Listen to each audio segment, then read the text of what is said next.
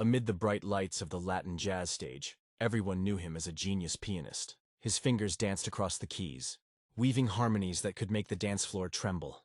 But what few realized was that Eddie Palmieri never truly saw himself as a pianist.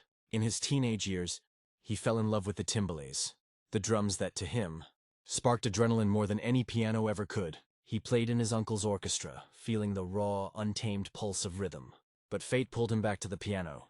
"I'm a frustrated percussionist," he would say years later. "I take it out on the piano."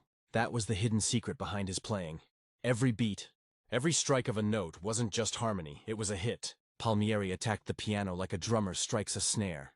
Precise, powerful, and wildly alive. When he formed La Perfecta, he made a bold, almost reckless move, removing trumpets from a Latin orchestra and replacing them with two trombones. The music world was stunned. People thought he was just experimenting. But in truth, he was creating the trombanga, a heavier, deeper sound, the extension of his long-lost dream to be a percussionist.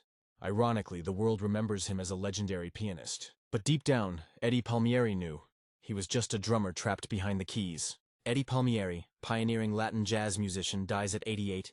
The pianist, composer, and bandleader was the first Latino to win a Grammy Award in 1975 for the album The Son of Latin Music. Eddie Palmieri, the avant-garde musician, who was one of the most innovative artists of rumba and Latin jazz, has died. He was 88. Fania Records announced Palmieri's death Wednesday evening. Palmieri's daughter Gabriella told the New York Times that her father died earlier that day at his home in New Jersey after an extended illness.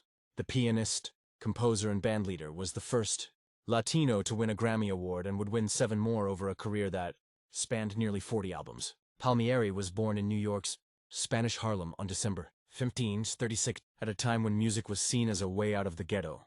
He began studying the piano at an early age, like his famous brother Charlie Palmieri. But at age 13, he began playing timbales in his uncle's orchestra. Overcome with a desire for the drums, he eventually abandoned the instrument and went back to the playing piano. "I'm a frustrated percussionist, so I take it out on the piano," the musician once said in his website biography. His first Grammy win came in 1975 for the album The Son of Latin Music, and he kept releasing music into his 80s, performing through the coronavirus pandemic via live streams. In a 2011 interview with the Associated Press, when asked if he had anything important left to do, he responded with his usual humility and good humor. "Learning to play the piano well. Being a piano player is one thing. Being a pianist is another." Palmieri dabbled in tropical music as a pianist during the 1950s with the Eddie Forrester Orchestra. He later joined Johnny Segi's band and Tito Rodriguez's before forming his own band in 1961, La Perfecta, alongside trombonist Barry Rogers and singer Ismael Quintana. La Perfecta was the first to feature a trombone section instead of trumpets, something rarely seen in Latin music.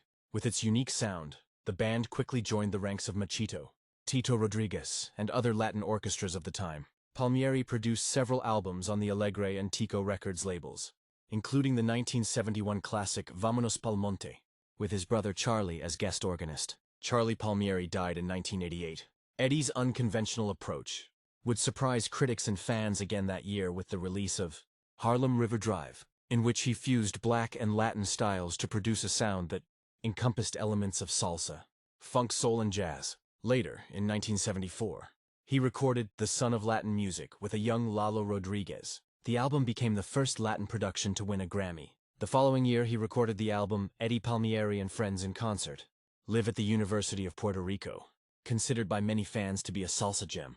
In the 1980s, he won 2 more Grammy Awards for the albums Palo Pa' Rumba, 1984, and Solito, 1985.